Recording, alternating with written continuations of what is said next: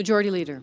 In a few moments, my friend Senator Peters will offer an amendment that responds to the reports of unusual drone activity, and I thank him for his great work and leadership on this. I'm proud to be a co-sponsor of this bipartisan drone legislation, which the FBI, the DHS, the FAA, and the DoD, the Department of Defense, all support. The Senate should pass our bill without delay.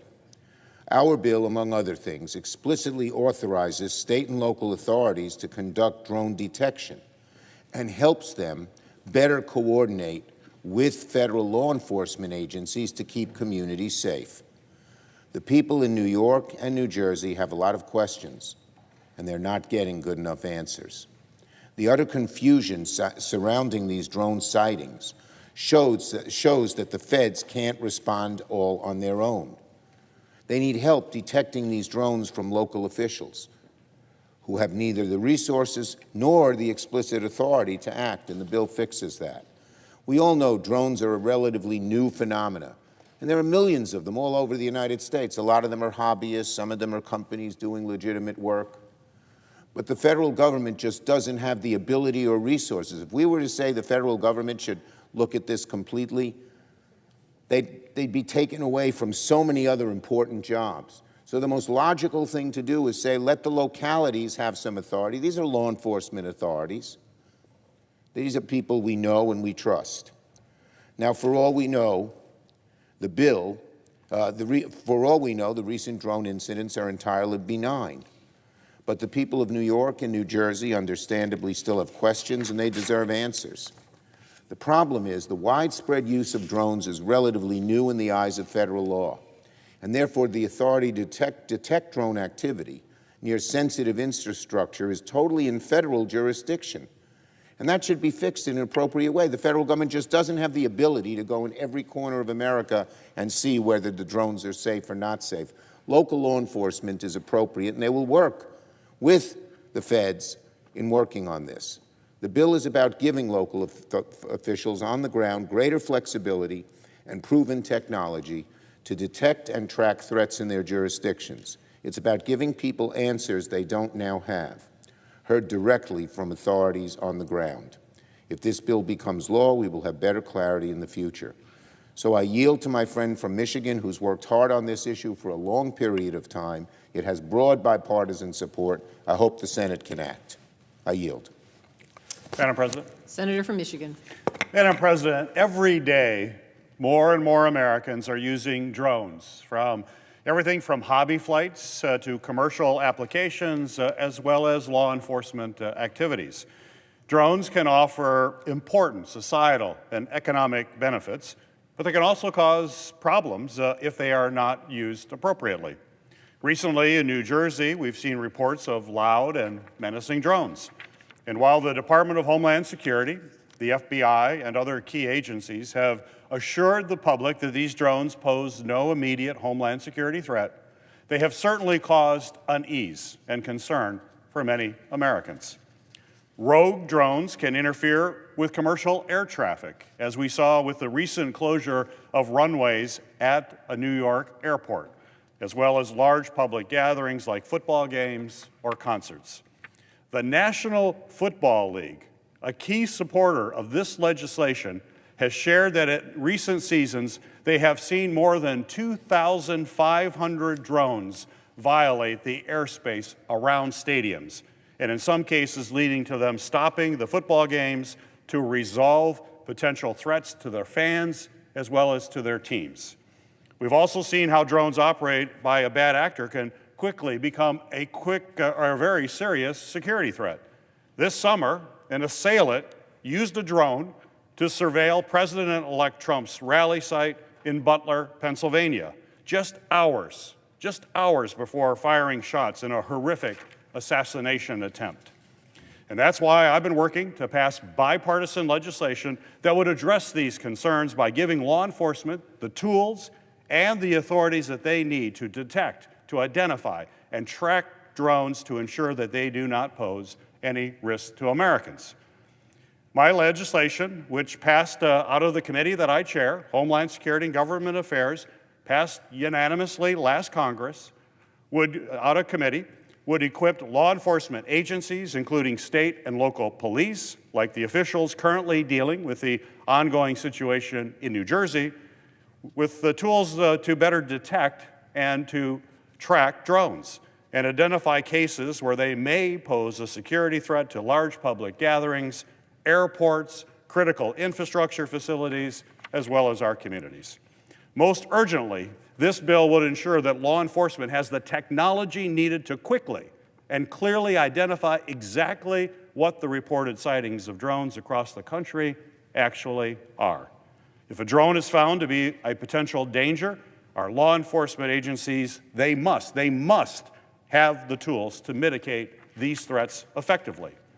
And that's why my bill would allow the Department of Homeland Security and the Department of Justice to operate a pilot program so that state and local law enforcement agencies can conduct drone mitigation activities to safely disable threatening drones before they cause serious harm. This legislation has strong bipartisan support here in the U.S. Senate.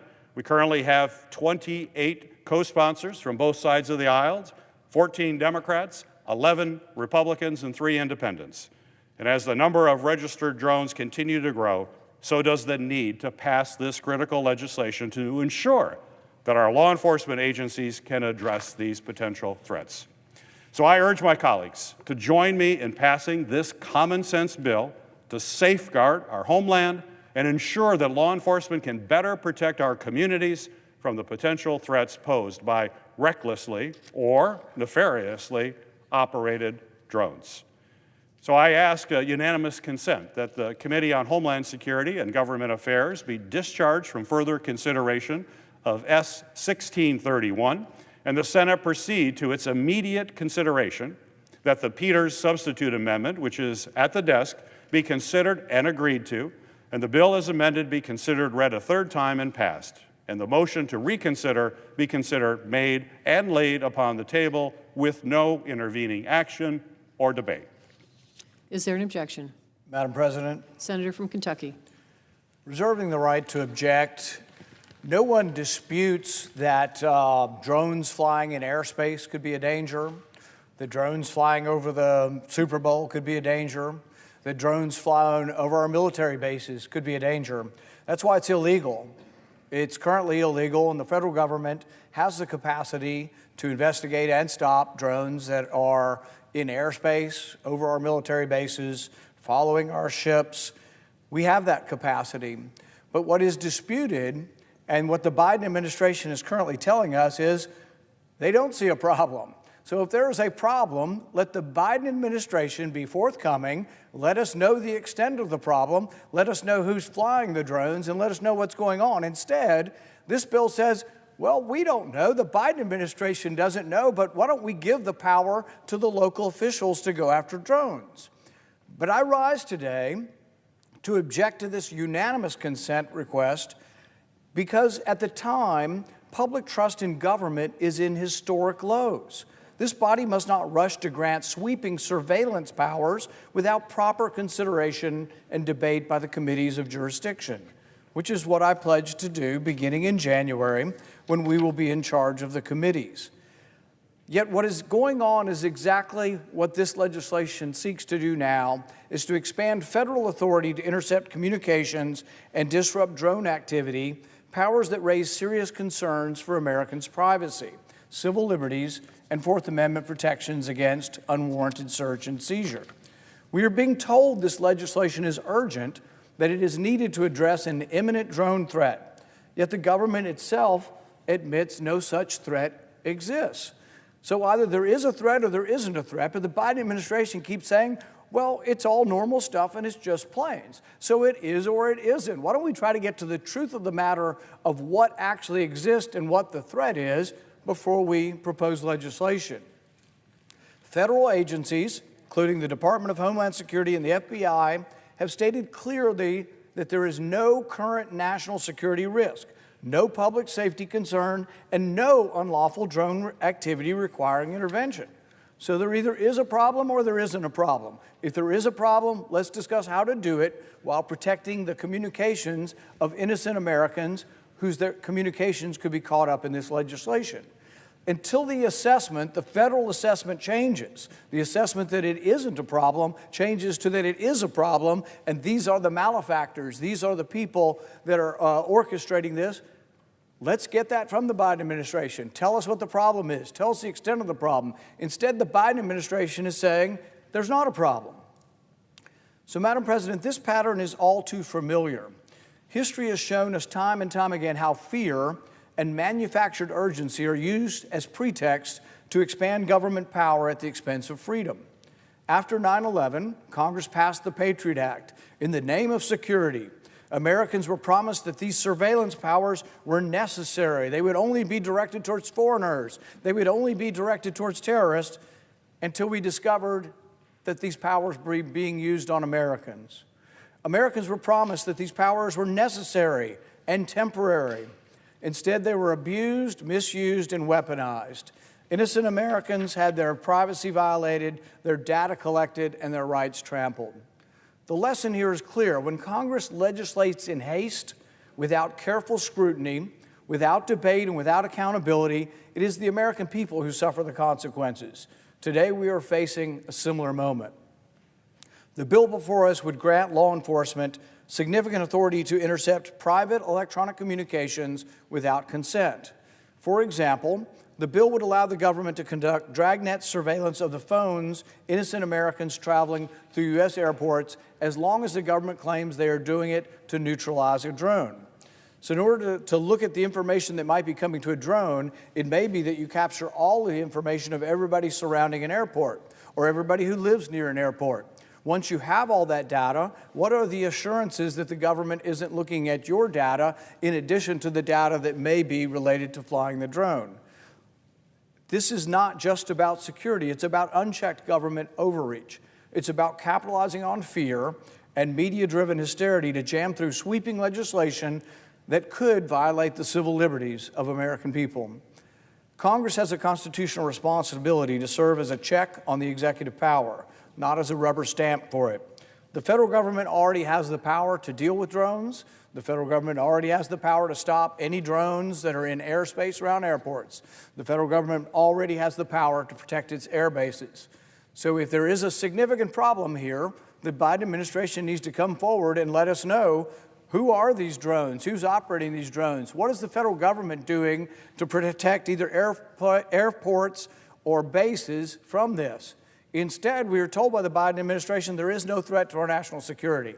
So let's first insist on truth and transparency from the Biden administration before offering up legislation that is feel-good, pat somebody on the back and say, oh, we've done something about drones. We are strong on drones.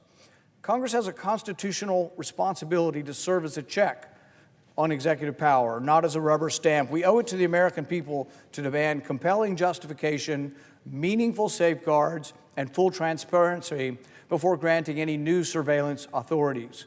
We are a nation of laws, not fear, not panic, and not manufactured urgency. We do not trade away our freedoms, our privacy, and our constitutional protections for vague promises of security. I will object to this bill today, but I am open to talking with the authors of this bill about how we could have enhanced ability to interrupt drone activity, but done while protecting all Americans' constitutional right to privacy. Madam President, I object. Objection is heard.